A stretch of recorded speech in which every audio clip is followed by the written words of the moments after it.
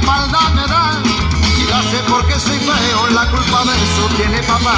Y Ana María